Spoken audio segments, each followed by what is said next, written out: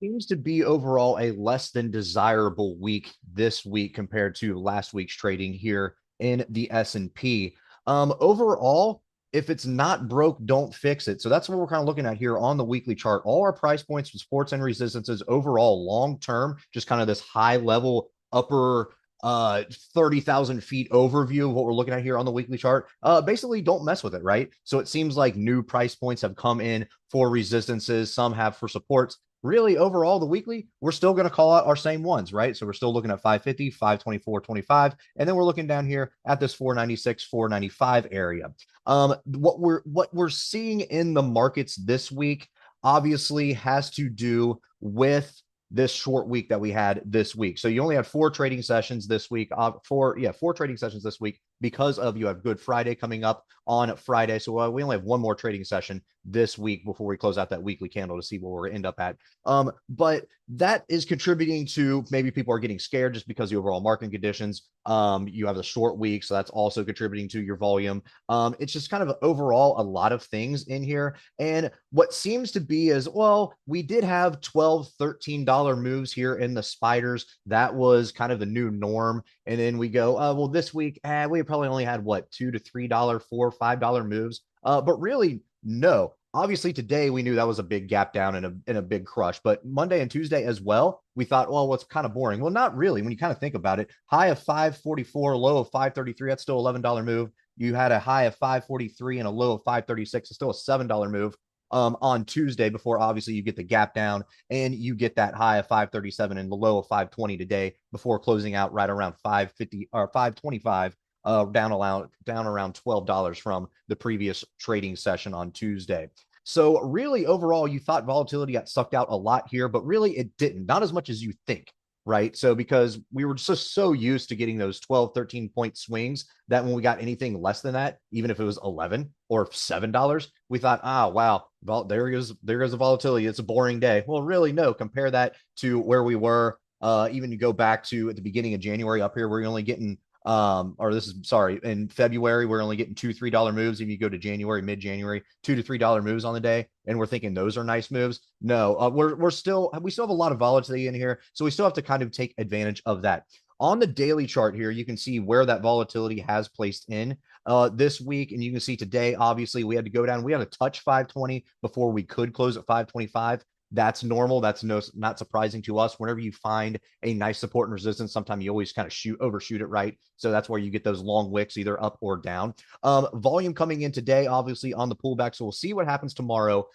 Before this is our last trading session of the week tomorrow. So we're going to see where we end up. But really, we're just going to keep everything the same. We're not going to call out any support here at 520 just yet. We're not going to look down here right around this 509, 508 area just yet. We're going to keep everything the same. If we close in between basically 524, 525, and 495, 494. We're just going to say, hey, we're in no man's land down here, right? We can chalk it up to that big psychological level, but really, there's nothing kind of down here for us, good touch points across the board to find anything. We could dig in deeper here on the 30 chart and then start to kind of track and see what we're doing in here in aftermarket hours, right? So you have right here 515, you go all the way down here. There's a 509, you go back up here, here's a 520, here's a 520 today. But really, those have a lot of times in you have these pre-market and aftermarket moves where it gives you some sort of idea, but obviously there's not enough volume during the 24-hour trading sessions to kind of give you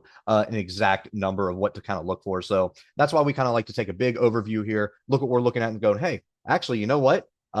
It's kind of looking just kind of how we thought it would, right? So we still have all our resistance, all our supports in here, and we're looking good. We still have this 9-day EMA in here that we have to mess with on the weekly chart, and that's basically right at that 550 level. So that's going to be a big area for us. And still, again, you have this 200 SMA down here lingering, just lingering, but we are pretty much oversold on the RSI. So I don't think we're going to go down here and meet this anytime soon, but you have to keep this in the back of your mind. The more you consolidate here, the more this 200 SMA is going to rise, the more this 9-day EMA is going to drop. And especially if you get a big drop here soon, like we did last week, then we could be meeting that 200 SMA sooner rather than later. But again, I don't think we will. We only have one more trading session this week, so we'll see where we close. If I had to guess, I would say it's in between the 525s and this 550. But again, it depends on where we're going to gap up to down. We gap down tomorrow and we kind of can't break that 525, we bang our head against it, then obviously we're going to be below. We're going to be looking at around the 500 or that 495 area. But obviously we gap up and hold, which it looks like so far in aftermarket we're at 526 basically right now ish. Then it looks like that we are going to confirm this as a support and we'll start working our way up, or at least just hold this for one more trading session before you have the holiday, and then let next week work itself out.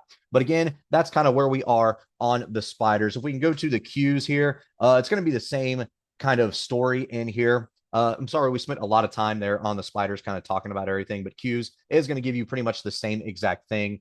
You obviously, your weekly chart, again, if it's not broke, don't fix it. So all of our price points in here still holding the same. You might have a little resistance up in here right around that 480 mark that you do have to worry about. So that would be the only thing that we would change in here. But really, 495, that is going to be the magic number in there as far as trying to climb up. 9-day EMA on the weekly, that's going to be weighing heavy on you again.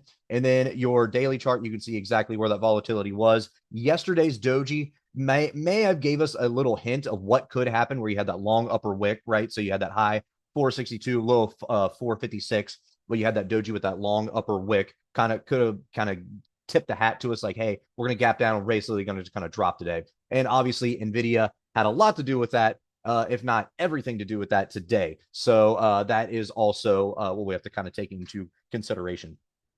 Gold, we're going to go to GLD really quick. Just kind of see what we're doing in here. Obviously, probably all-time highs. And guess what? What do you know? We're up here at all-time highs. So basically, whole numbers as we're working our way up: 310, 305 as supports, 315 as another resistance in there. So that is what we're looking at, currently trading at 307. So again, 310, 305, that's kind of two numbers you look at. You got a gap down here, you got to fill to this 298 lever area. So again, if we do start to rip in the markets, we have to fill this. So a nice down move here to fill this gap could give us a nice rip in the market. So keep that in mind as we're looking at going into next week. That is when we could be getting a nice little rip in here. But of course, do we have to pull back to the 495s first in the markets to fill this gap in the gold, if that makes sense? So they trade inversely, right, for the most part. So what we're saying is, to get a big down move in gold, you're going to need a big swing upwards in your spiders and your Qs and your overall markets, right? So therefore, if you want to get a big swing or a big slingshot higher really quickly, that's usually you want to be completely oversold and pull back first before you kind of rip higher. So that's what we're saying there. So we're saying, hey, if our spiders are trading at 525 right now, maybe a little consolidation tomorrow, maybe a dump Monday close, where our Monday we're opening 495, 500, boom. Then we start ripping up maybe Tuesday and then kind of fill this gap here with gold pulling back, trading inversely. We're going to go to TLT last. That's what we always look for last on our bonds, trying to see if we get a little heads up in here as to what is the market's going to do, as far as we're trading inversely, but we have positive drift in here, right? So gold basically inverse, bonds inversely positive drift. So in here, obviously 4 green candles here on the daily 9-day EMA we're watching. We're looking at this 88.84 level for your 23.6 fib level. Above that, you're up here at this 91. Not going to get there anytime soon. But it looks like so far we're just going to keep on trucking. RSI is not telling us anything. Volume, nothing. So again, tomorrow might be a boring day as Monday and Tuesday were. But remember, Monday and Tuesday, you still had decent sized moves in there. We were just used to what last week was doing. So again, boring relative to last week, but again, probably some decent premiums in here tomorrow to trade in. So overall, what do we think will happen? Honestly, 525 to 550, that's kind of your area that we're going to watch to see if we stay in.